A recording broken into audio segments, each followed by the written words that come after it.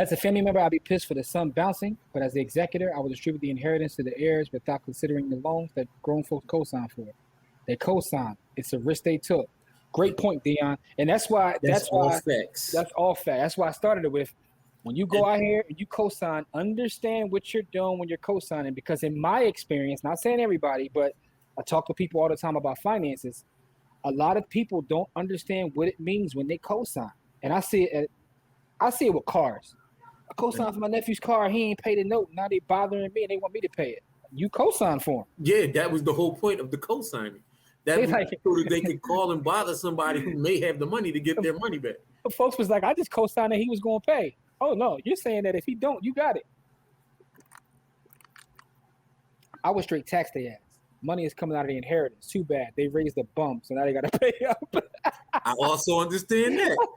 Like, yo, they ran down on my bread. Now I'm going to run down on theirs. I get it, man. Like, there's a lot of emotions when you involved with family. You know what I mean? Like, and this is the lesson I learned, Don. This is the lesson I learned. And sometimes when I've loaned money, people got burnt, but that was a way for me to like really cut them out.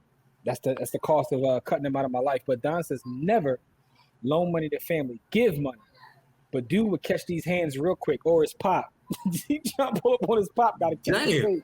He got to catch the fade for your son. Step away and make one call to an agent, and I miss what we're talking about. So, Dawn, what we're talking about is a scenario where an aunt co-signed for her nephew student loans. The nephew ran away from the loans, didn't pay it, and basically the family is trying to say that his parent should pay, and the parent is saying he's an adult, it got nothing to do with me. So that's the gist of it. So, yes, it's a risk you take, hence the reason she paid it off. But when someone asks you to co-sign, they know they're obligated as well. Grown or not, my child going to do what I tell him. I heard that. Hey, Corey, you muted, bro. Don said blood in, blood out. Let's go. Catch the hands, bro. Don talking that talk. Don be wildin', man. Yo, listen, Don the goon of his family. You could tell Don the goon. You could already tell Don the goon. Don the person they call when somebody else don't pay. Yeah. Hey, Don, they ain't pay. Don show up with the hands ready to go. Hey, Don, I need you to pull up on Unc. They ain't paying you no money back. Only 35 racks. I need you to go get that. Yeah, man. So I need you to go get it. I need you to go get it in dollars of blood. Like they send them for the Don gets sent for hell. Yeah, screwed. So just be careful. So the gist of that story is be careful co-signing for anybody, family or not. And please do not let family is the most important thing in the world. So don't let money get in the way of family. I mean, it happens. It happened to me. The craziest part is, you know, what I was talking about earlier with my son, they come on over, eat all my food, lay in my house. We'll still cut you out though. Mm-hmm. So Jamil says that never co-sign or loan family bread unless you got it in your heart to lock them and sock them. Put it in my hands like I put it in yours. No excuses. Student loans never leave. I would never have done it. If the parents are not willing or able, then neither am I. No. So the thing is, the aunt paid it off because she didn't want to deal with it. But now the question is, should she be trying to get it back from, you know? I think everybody paid into it. Like they paid a proportional amount. Mm-hmm. You know what I mean? And so I think but the aunt paid the most. Paid $35,000. One person paid $4,000. So it was everybody paid different amounts. So that's 35 racks. That's heavy. That's a nice thing. I don't care how much money I got. That's heavy. Like that's going to make me want to pull up on you, even if I'm not going to do it. I'm still going to feel like pulling up on you. Yeah, that's tough. That's tough. So another great point, and that's why we can't grow together as a family, because people would rather not co-sign. But we should be doing is having accountability together and all pitch in.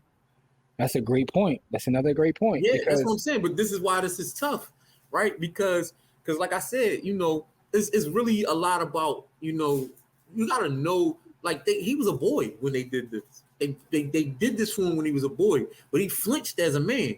So that's what make it tough. Like, all right, when we made this decision, he was an 18-year-old boy. We was just trying to put our fam through school. But and now, as a man, he flinched. And now to bring it full circle, because we started the show off talking about blockchain and crypto.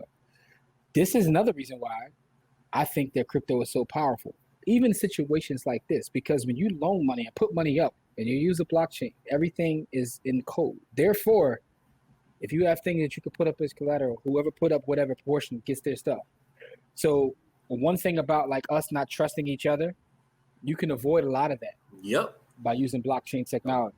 So I just want to, bring it full circle. But that's a great point though, Dahlia. I definitely agree with what you said. Amazing point. You owe me a ramen noodle or a box of Little Debbie's is heavy. Man, listen, I ain't gonna lie, man. And Jim know this, man. I got family members that I give money to on a regular, right? I'm never expected back because I already know, like, even though they say borrow, they've never paid me back 1 red cent. So it's not borrowed. If I understand when I give it to them, I gave it to them freely and of my own volition. And so if they give it back, if they give me back any part of it, I will be happy. But at some point, I don't even care. Like, because if I give it to them, then it's me. It's my fault after the first time. Every time after the first time is my fault. Right? You got to put the blame where it belongs. Every time after the first time is my fault. Because if they didn't pay you back the first time and you do it more than one time, then you a sucker. Or you really meant to give it to them. Either you meant to give it to them and you know you're not getting it back, or you're a whole sucker if you're expecting it back.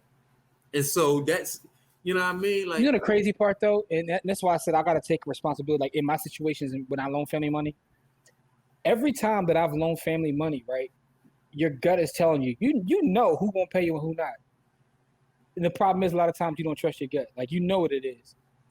So Dahlia says, I will pay it because I should have had a college fund for my son prior. So it's on me too. And Dawn says, the thing is, that's what I was saying. You know your family. You know your sister, brother. You know their values and their kids' ways. I wouldn't have done it. Yeah, so. To expect a child to be tolerable to pay for college is not thinking, plan ahead, people, or step up with that cosign. End of story. I think we need to start really adjusting how we look at college in general. Not that we shouldn't go to college. I think it's situation by situation type thing, but how we approach college in terms of how we pay for it, we need to like really start being more strategic with college in general. Yeah, definitely. First time on you after that, shame on me. Yeah, like you a whole, like, you know what I mean? Like, so if I give freely, like if I gave it to you, I gave it to you. I'm not worried about whether or not you give it back to me, right? Because when you give with the expectation of getting it back, if you don't get it back, that's going to sever the relationship, right? Mm-hmm. So I never give with the expectation of getting it back. I'll say no first, right? I'll say no before I give with the expectation of giving back. I'm like, look, no, I don't got it. Or if I got it, I ain't got it to give you and I'm not giving it to you. Like, I'd rather say that than and give it to you and then expect you to give it back to me. I can't give like that. Hold on real quick. We got some comments we got to get to. So Don says, I have a line item in my budget for giving. I only give what I can afford to. That's interesting. That's amazing. Like budget for your giving. I like that. That's I gotta work on that because I don't have that. You don't trust your gut, or you're trying to be a good person to your family. So it's a little bit of both. Because sometimes, like, I have family members that I've loaned money to that actually have paid me back. But sometimes when, you know what I'm saying, and other folks know too. Like I said, in my situation, a lot of my family said, do not loan her the money. And I did it anyway. But so sometimes your gut will tell you.